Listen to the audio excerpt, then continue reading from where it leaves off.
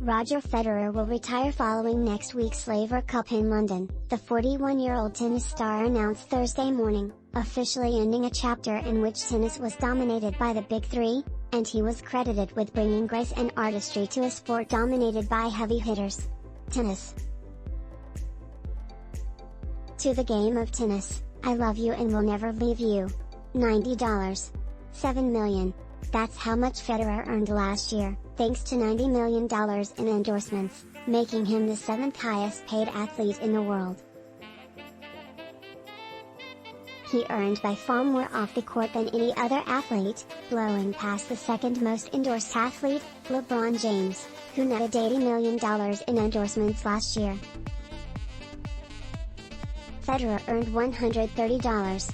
$6 million in prize money on the court throughout his 24-year career, the third most ever on the ATP Tour, though it was his lucrative endorsements that consistently placed him among the highest paid athletes in the world throughout his career.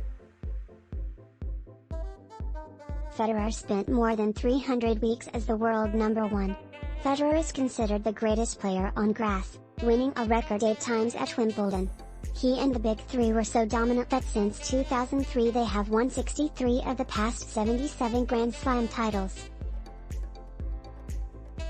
Federer passed his idol Pete Sampras's Grand Slam record of 14 when he won Wimbledon in 2009, and last won a Grand Slam in 2018, when he won what seemed an unbreakable record 20th title by capturing the Australian Open.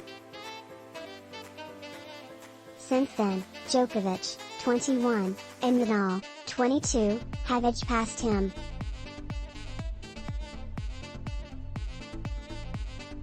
Federer's artistry was captured in a now-famous essay, Roger Federer as Religious Experience, in the New York Times by literary star David Foster Wallace, who wrote, in part, the metaphysical explanation is that Roger Federer is one of those rare, preternatural athletes who appear to be exempt.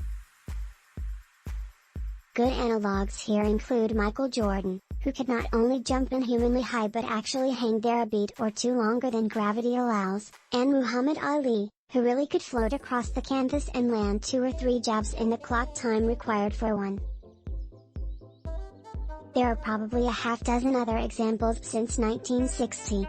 And Federer is of this type, a type that one could call genius, or mutant, or avatar. He is never hurried or off balance.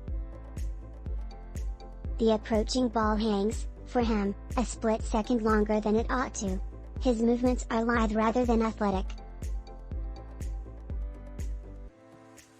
Like Ali, Jordan, Maradona, and Gretzky, he seems both less and more substantial than the men he faces.